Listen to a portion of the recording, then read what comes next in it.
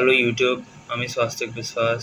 আর আজকে আমি শেয়ার করব যে আমি কি করে লুকস ম্যাক্সিং করেছি, মানে আমার ফিজিক্যাল অ্যাট্রাকটিভনেসটাকে ইমপ্রুভ করেছি। সো যদি আমরা গুগলে সার্চ করি লুকস ম্যাক্সিং কি, তাহলে এটা বলবে যে it is the process of enhancing one's physical appearance.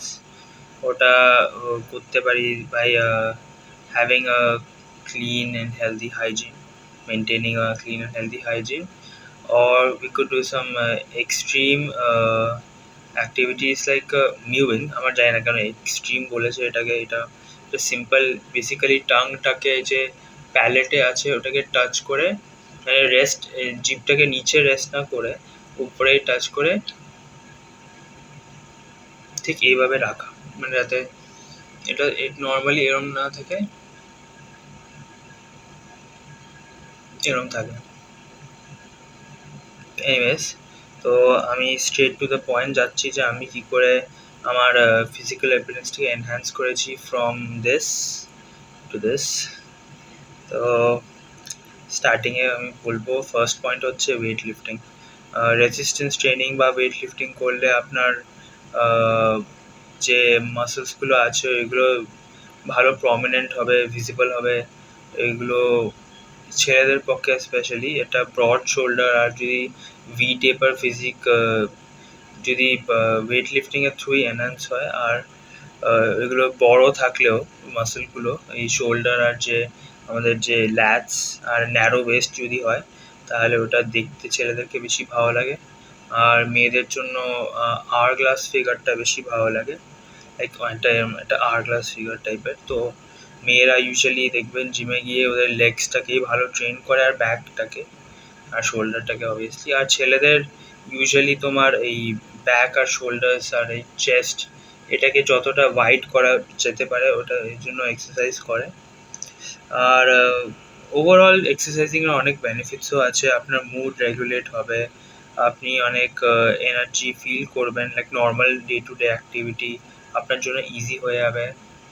তারপর যেটা বললাম, আপনি কনফিডেন্সও অনেক গেইন করে ফেলবেন যখন আপনি দেখতে পারবেন যে আপনার বডি লাইক ট্রান্সফর্ম হচ্ছে। তো ওয়েট লিফটিংয়ের থ্রু আমি অনেকটাই ইমপ্রুভমেন্ট করেছি আমার ফিজিকে। তারপর সেকেন্ড পয়েন্ট হলো ফ্যাট লস। হ্যাঁ, একটা চিসেল জ লাইন, এটা এরকম, আর ভিজিবল অ্যাপস খুবই অ্যাট্রাকটিভ হয়।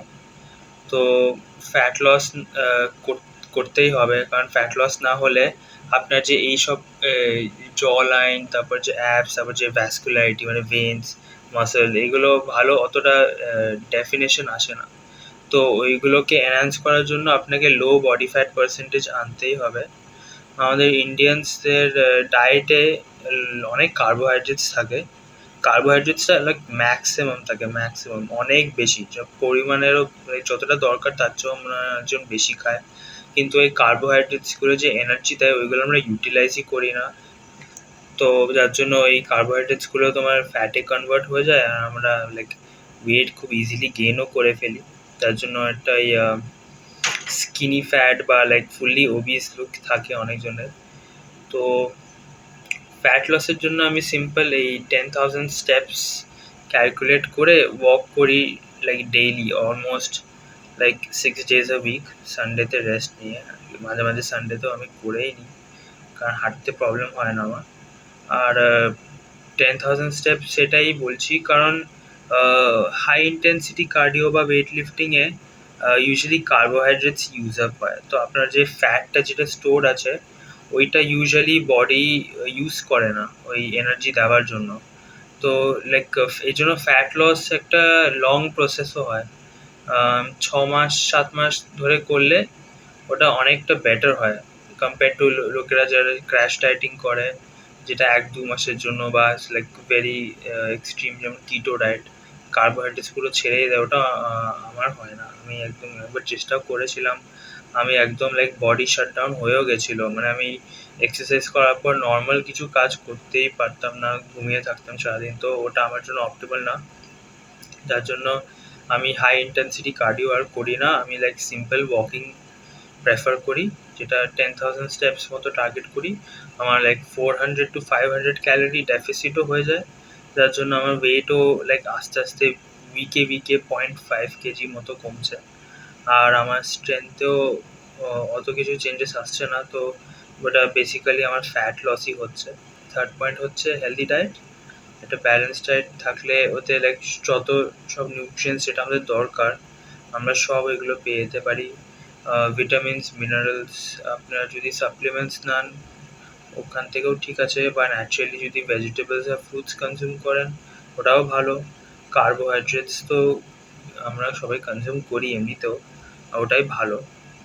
আর প্রোটিনসে এগস, ফিশ, চিকেন, যদি নন ভেজিটেরিয়ান হন ভেজিটেরিয়ানে পনির, ছাতু, দুধ এসবেও থাকে, চিজেও থাকে।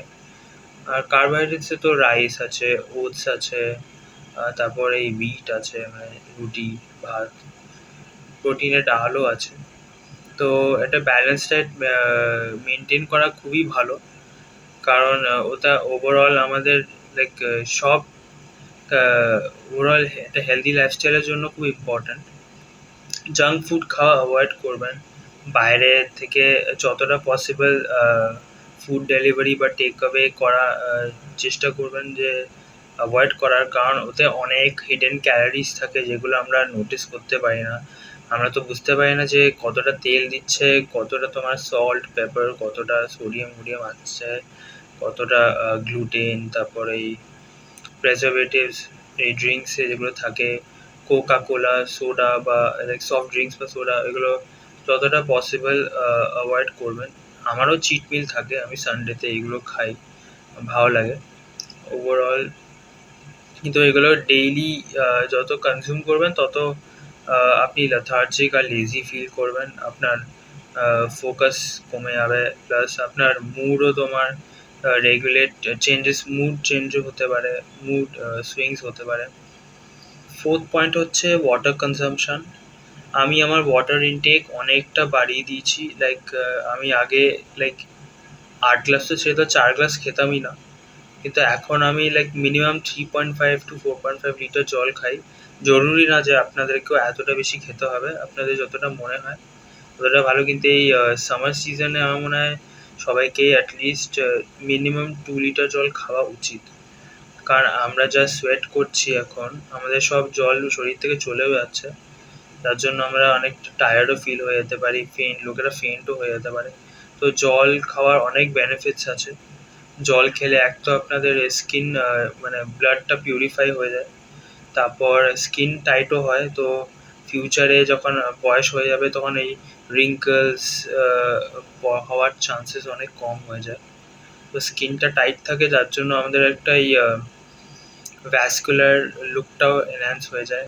ওয়াটার আমাদের স্কিন পোরসটাকেও ক্লিন করতে হেল্প করে, তো যার জন্য পিম্পলস বা অ্যাকনে হওয়ার চান্সও কমে যেতে পারে।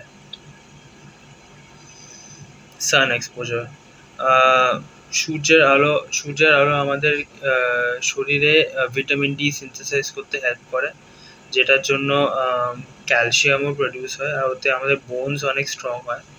ইউজুয়ালি দেখা গেছে যে নর্দার্ন এরিয়াস যেখানে লাইক সূর্য অলমোস্ট ওঠেই না আর সারাক্ষণ বরফ পড়ে, ওরা সান এক্সপোজার পায় না বলে ওদের অনেক লাইক বোন রিলেটেড ইস্যুসও হয়, ওদের বোনসও উইক হয়, ভালো ডেভেলপ হয় না, যার জন্য আমার মনে হয় সান এক্সপোজার খুব ইম্পর্টেন্ট আছে। এই কিন্তু অবভিয়াসলি সানস্ক্রিন লাগিয়েই বাইরে বেরোনো উচিত, কারণ ওভার এক্সপোজারও খারাপ জিনিস, কারণ এই আলট্রাভায়োলেট রেজ বেশিক্ষণ আমাদের গায়ে লাগাও ভালো না।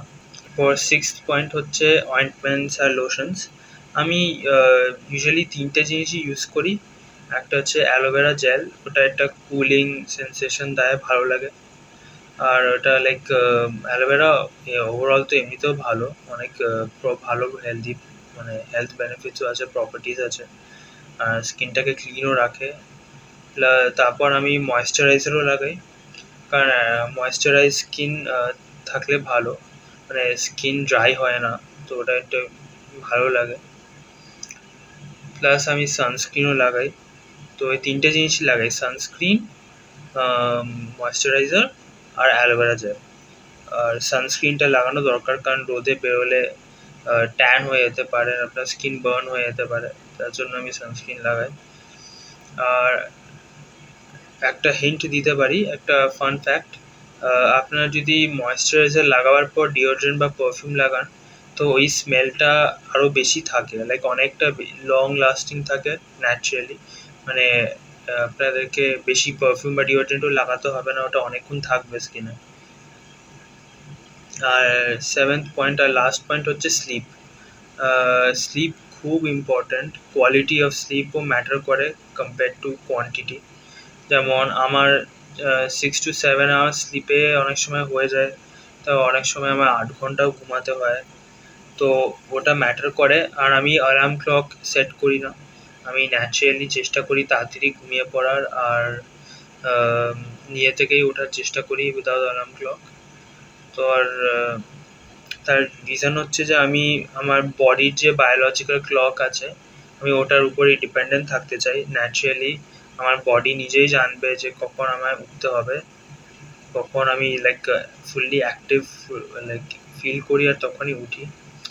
আর ঘরে আমার অ্যাপ্রোপ্রিয়েট সানলাইটও ঢোকে, যার জন্য আমি লাইক আমার উঠতে অ্যাকচুয়ালি দেরিও হয় না, আমি সকাল সকাল তাড়াতাড়ি উঠে যেতে পারি, আর আমার অ্যালার্ম ক্লকও সেট করতে হয় না।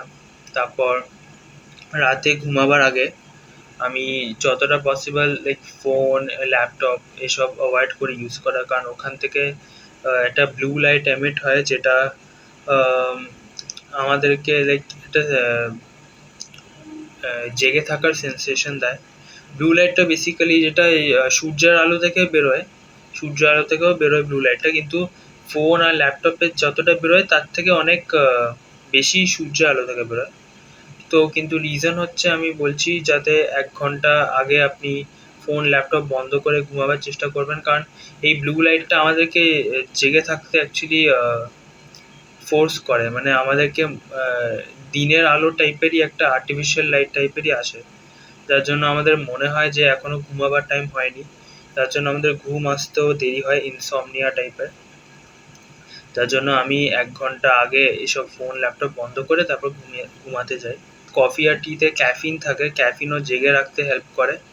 তো আপনাদের যদি লাইক জেগে থাকতেই হবে, কাজ করতে হবে, তাহলে আপনারা কনজিউম করবেন, কিন্তু বেশি কনজিউম করলেও আবার আপনাদের ঘুম আসতে প্রবলেম হবে, যার জন্য ইনসমনিয়া বা ঘুমাতে আপনাদের অনেক টাইম লাগতে পারে, যার জন্য আমরা তারপর ঘুম আসে না বলে ফোন আবার স্ক্রোল করতে থাকি, তাতে তো আরও ঘুম আসে না। যদি এই ইনফরমেশনটা আপনাদের হেল্পফুল মনে হয়, তাহলে আপনারা ভিডিওটা লাইক করবেন, আমার চ্যানেলটাকে সাবস্ক্রাইব করে দেবেন, অনেক হেল্প হবে। So see you next time, piece.